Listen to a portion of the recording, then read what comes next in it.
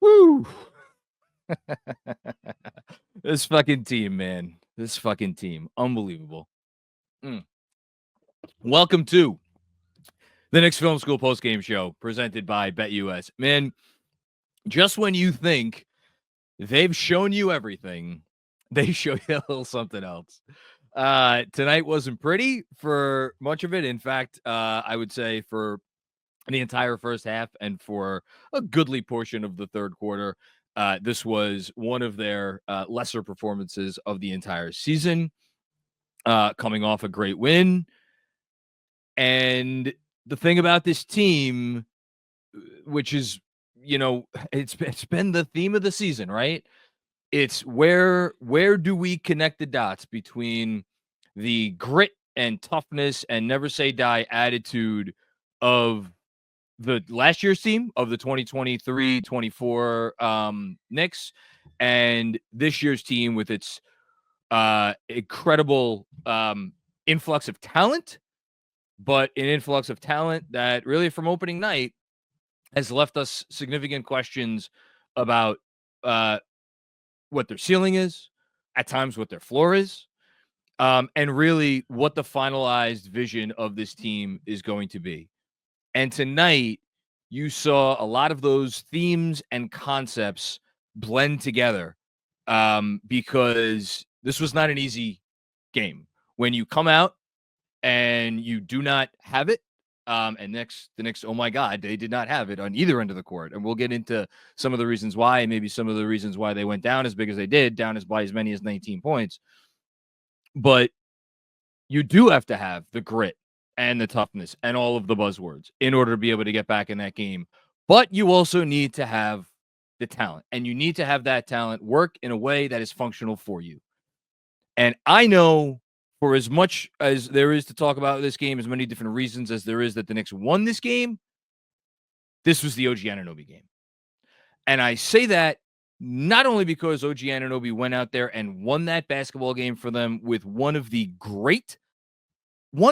all-time defensive second halves that you will ever see from an NBA player, because there aren't five guys in the entire league at any given time who are capable of going out and putting forth the defensive effort like OG Anunoby did in the second half tonight.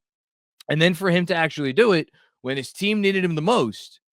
But that's not the only reason it's the OG Anunoby game. It's the OG Anunoby game because what have we been saying? And this is, again, it gets back to, how are you going to make your talent work for you? How are you going to make sure that you are maximizing your talent?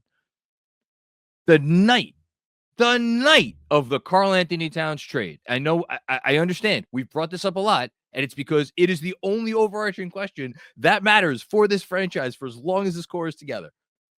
The night they made the Karl-Anthony Towns trade, we said, how are they going to make this work?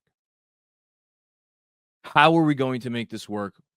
Two minus defenders, and boy, oh boy, did those two minus defenders rear their ugly heads tonight. And we will get into some of maybe things that the coach could have done to minimize the impact of those two negative defenders. Eventually, those shifts were made. Thankfully, not too late. But still, I mean, to say that Miami was going after Karl-Anthony Towns and Jalen Brunson time after time after time again throughout the entire first half, and then at the opening of the third quarter, I mean, it is wild when you consider the fact that midway through, I'm going to look up exactly what it is, but midway through the third quarter of this game, it felt like the Heat were on their way to a 130-point night in regulation. Here, I got it right here. Third quarter, the Heat scored their 80. Actually, let's go with this. The Heat scored their 79th point with 7 minutes and 10 seconds to go in the third quarter. It was not out of the realm of possibility that they were going to be able to get to at least 120 in regulation. The Knicks ended up holding them to 112 with overtime. As I see on my Oscars telecast, of course they had to win tonight, because who's popping up on the stage? It's the best Knicks fan in the world, Ben Stiller. Shout out to Ben. If anybody watching this knows Ben, feel free to clip this and shoot it his way. But I digress. So They were on their way, and they were on their way because, what do we always say? The theory of the case. Theory of the case wasn't working because the defense around those two guys wasn't good enough. And then OG Anunoby decides, almost upon himself, that he was not going to go down like that. Started making a massive defensive impact. There was, I think, the moment that it turned. It was during what ended up being a 13-0 run, and that was where the game turned. A 13-0 run towards the end of the fourth quarter, or towards the end of the third quarter. So OG Anunoby had, I think it was, I'm trying to think if it was Tyler Hero or if it was someone else. Might have been Duncan Robinson. I don't think it was Hero, actually, on the baseline. What am I doing guessing? I could just look it up. It was with about 1 minute and 15 seconds left. It was Haywood Highsmith. Excuse me. Haywood Highsmith. And this was immediately after, by the way, OG Anunoby made a three, which cut the lead to the lowest it had been since really midway through the first quarter. Cut the lead to 5 points. OG Anunoby decided to blanket himself around Haywood Highsmith as if he was a warm-up jersey. And it was frightening. I feared for Haywood. I feared for his family and his collective family's health. And that was the moment that the game, like, you saw, oh, wait a minute. We might have something here. And then it just kept on going and going and going. OG Anunoby had a brief stint of rest in the fourth quarter. It was not a long one. And look, I know we talk about the minutes thing all the time here. Like, there are times when it's absolutely not a thing that needs to happen. Tonight, OG Anunoby played 43 minutes. I'm pretty sure he needed to play every one of those 43 minutes. So there was a help block around, I'm not sure if it was at the rim or right by the rim, with about 10 minutes left to go. There was another help block about 1.5 minutes after that. There was another play. I just have OGD arrow to JB finish to make it 100-95. That was after OG got his rest, and I didn't take any notes for a while there because they didn't do really much of anything good. Well, Anunoby was on the bench. And then we get into some just utterly ridiculous stuff. OG Anunoby blocks a Tyler Hero three-pointer, and if anybody watching this is not following Benji Ridholtz on Twitter, go follow him. If you follow me, I retweeted it, and you could see it. Benji's theory, and it's not the first time I'm going to mention Benji here because Benji had himself a game, as we were seeing on the text thread tonight. Benji was like, he baited him into that three. Baited Tyler Hero by going under the screen, making Tyler Hero think that he had room to get off that shot. And OG Anunoby says, And that led to a Jalen Brunson made basket that gave the Knicks, that got the Knicks, to within 1 point.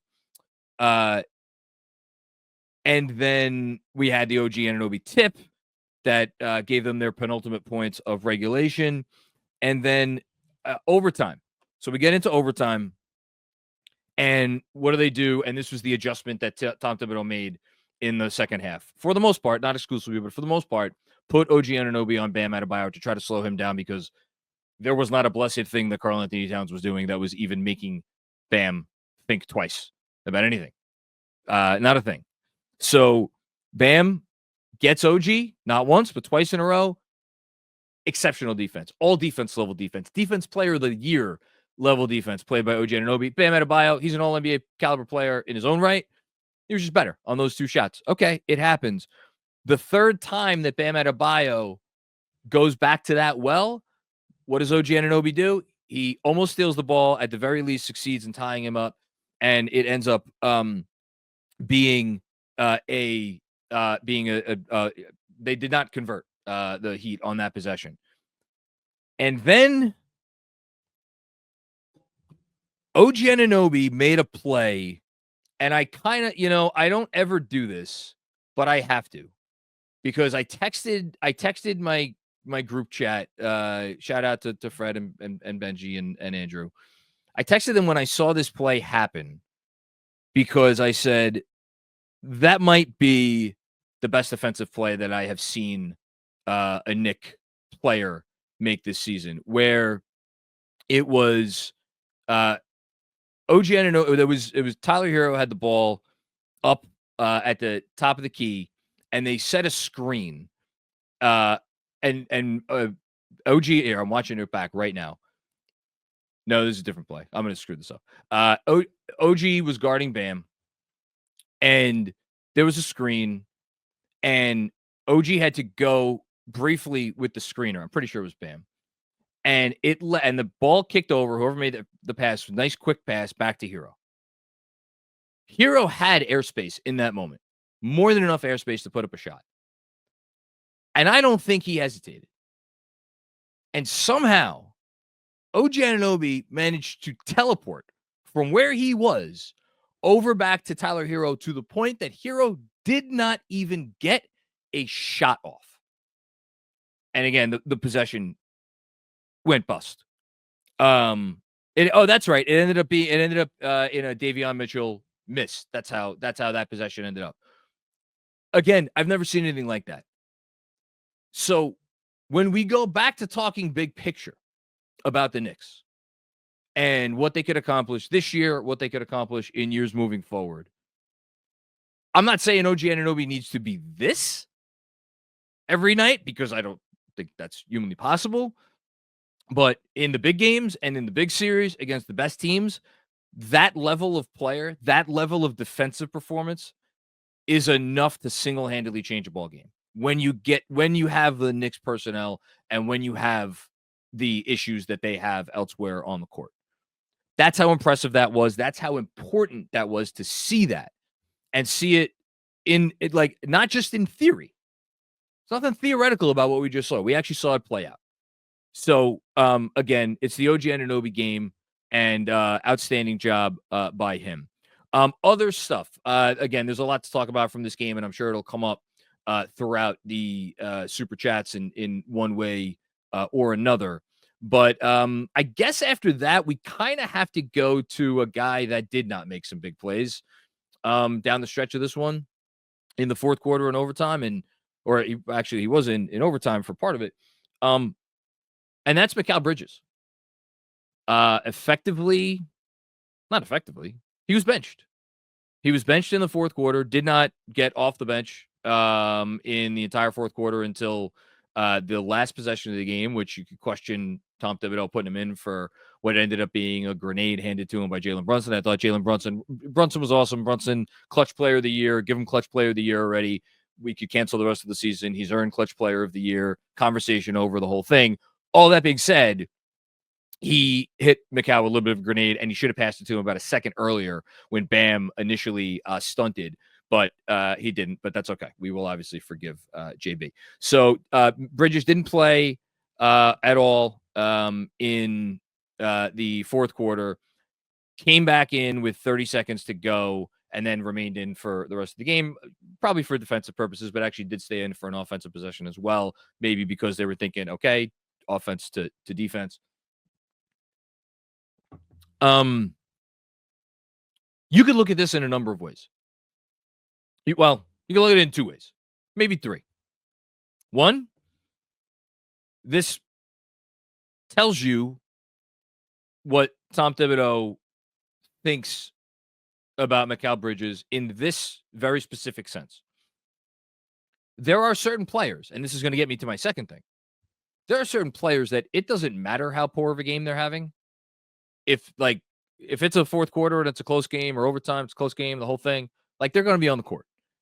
Where Thibodeau just has an unending amount of trust in that particular player, that they're just going to be out there because he feels like, you know what, if that guy's out there, regardless of what kind of game they're having, regardless of what kind of deficiencies they may have in their game, I want them out there because I'm confident that guy's going to lead to winning. And that leads me to my second thing, the conclusion you could draw from this. You know who was out there for the vast majority of the fourth quarter and overtime? And that's Josh Hart.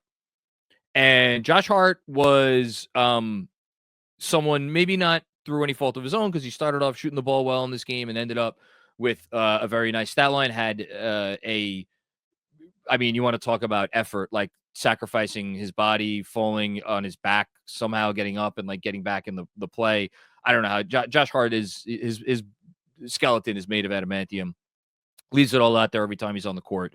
But at the start of this game, the Heat, and shout out to Benji, this is one of the things that he was pointing out, the Heat were absolutely using Hart's presence to their advantage by guarding him with Ware and having Ware help off and causing a an issue. And it came up again when the Heat were in zone. And Hart's perimeter issues on the offensive end. So, like, again, we know what Hart's issues are. Although at least he's shooting threes again. So we're happy about that. Went 0 for 2, but hey, he took 2. That's something. But Hart was still out there. That's because Tom Thibodeau just trusts Josh Hart immensely, which is why all those conversations about, might Mitch eventually start again? And obviously if he starts again, it's going to be for Hart.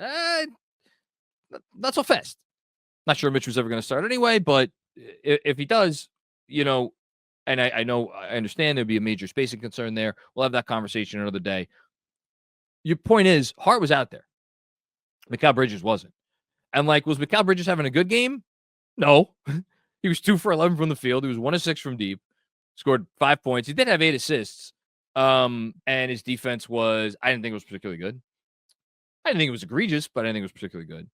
And then the other guy who's out there, and again, shout out to DJ Zulo, because DJ's been talking about this since freaking November. If you are going to make a change in the starting lineup, it shouldn't be Deuce for Hart. It should be Deuce for Mikal Bridges. And who was in the game for very, very long stretches of the fourth quarter? He might have been in there for the entire fourth quarter until the very end. And in overtime, that's Deuce McBride, who played 30 minutes tonight. It's either his highest total or second highest total of the season if you take out blowouts where he played more minutes because it was a blowout. I think it's either that or the Spurs game, where the Spurs game was around 30 or 31. Played 30 minutes tonight, and that was after he played only 11 minutes in the first half. And again, shout out to Benji for pointing this out, although I'm sure a hell of a lot more people were pointing this out. How you could only play Deuce McBride 11 minutes in the first half where he was your best player. Again, there's some tip stuff from this game. Absolutely, there was some tip stuff from this game. Benji pointing out leaving Brunson on Davion Mitchell for as long as he did. Not what you want. Anyway, back to Deuce. He was awesome. And Tibbs went with him. And Tibbs trusted him. And Tibbs gave him a chance over the guy that the Knicks traded 5 first-round picks for this summer. And credit to Andrew Claudio, who pointed out in our text thread. Mikal Bridges, I don't know if there's anything. Might be nothing. Might be something. Whatever. But as his teammates are jumping up and down on the bench as the Knicks are making this fourth quarter comeback, Bridges just sitting. He's clapping. He's, whatever, but not as enthusiastic as his teammates. Now, is that Bridges' personality? I mean, he is a quiet, reserved guy, but I wonder if he wasn't thinking like, hey, I've been having some of my best games of the season recently. Great defensive game in Memphis. Great offensive game. The game before that against Philly. And what's his reward? Is a DMP CD in the fourth quarter, essentially, and overtime. And yet, does anybody think they win that game? I know Deuce maybe didn't hit a ton of shots in the fourth quarter in OT, but he did hit maybe one of the biggest shots of the game, if not the biggest shot of the game, the 3-pointer or the 2-pointer, to put them up 101 to 100, give them that lead. Finally. And great job by Deuce there. The confidence to take that shot after one possession earlier. He committed a kind of an ugly turnover. He let, I think it was Davion Mitchell, pick his pocket. But, so, yeah, interesting stuff. A lot of interesting stuff to consider from this game. Other stuff to talk about. Karl-Anthony Towns ends up with 19 points on 6 of 11 from the field. He was a plus 10 for the game. You want to talk about a misnomer. Towns defensively in this game was not ideal, let's just say. Got a little bit better in the second half, I thought. But again, like we keep talking about this stuff. Like we talked about it with Bridges the other night. When Mitch is in the game, all of a sudden, Mikal Bridges' defense looks better. Well, if you have one of your wings, in this case, OG Anunoby, and it's always going to be OG Anunoby because no one else could do what OG Anunoby does, defending like that, well, all of a sudden, it makes life easier on Cat. It makes it easier for Cat to play defense. So it's a around and around we go, and everything feeds into everything else. But some really rough defense and some rough decision making also from Karl-Anthony Towns in this game. Maybe the knee is still bothering. I don't know. Jalen Brunson, I mean, what could you say? More clutch buckets. The 3-pointer that he hit, the pull-up 3 early on in overtime. Just crazy stuff. Tough mid-ranger to make it 100-97. Insanely difficult shot. He tied it at the end. After, by the way, again, talk about making winning plays. Josh Hart pushed the ball up the court fast because anytime the Heat were able to get in their half-court defense, put Davion Mitchell on Jalen Brunson, he was having a really tough time shaking him. Again, 31 points with 25 shots. Good job by Mitchell not fouling Brunson. Only went to the line 4 times. Thankfully, that miss didn't come back to bite us at the end. But so Hart pushed the ball up the court. Brunson got a better look than he had been getting and tied the game, and effectively sent it into overtime there. Also, Josh Hart, again, winning plays, made basket in overtime, and then follows that with the maybe game save, not game saving because they were up by 4, but like kind of the game sealing strip of Bam Adebayo in what should have been, Miami's last breath, although there was some couple of nervous moments after that. What else can we talk about? Landry Shamet, not a great game. Cameron Payne, I thought his minutes were good. Only 10 minutes, which again, you're like, I thought Cam was a little better than that. Then again, this is one of those ones where do you fault Tibbs for not playing Cam Payne more? Do you fault him for pushing Jalen Brunson to what had to be 42 minutes in part because of the overtime? I don't know, because what happens when Brunson's out of the game at the start of the fourth quarter? 6-0 Miami run. The offense is kind of going nowhere. Didn't know what to do. Couldn't get out of their own way. So that was with Cam Payne in the game. I'm not going to have an issue with only 10 minutes, I guess, for Cam Payne. And then we'll end with Mitch. I wouldn't say this was as quite as effective of a game for Mitchell Robinson as we saw the other night. But it was great to see him out there, right? And he did make some plays. He had, let's see here. He had a couple of good ones in the second quarter. Dove on the floor for that loose ball. That was really cool. Again, when you're down big and you need to get back in the game, you need, or third quarter. You're down big. You need to get back in the game. You need some inspiration. Mitchell Robinson diving on the floor, I think, really provided that. And then the first of the season, as mentioned on the broadcast, offensive rebound, and then the putback to make it 84-81, followed by Mikal Bridges, unfortunately, had a chance to tie it, missed the tying 3, and then the Heat looked like they were going to pull away, but didn't happen. Look, give up on this team at your own risk. I know they're not playing great ball right now consistently for 48 minutes in these games, but game after game after game, they show you stuff. You find out a little bit more about who they are and what they're made of.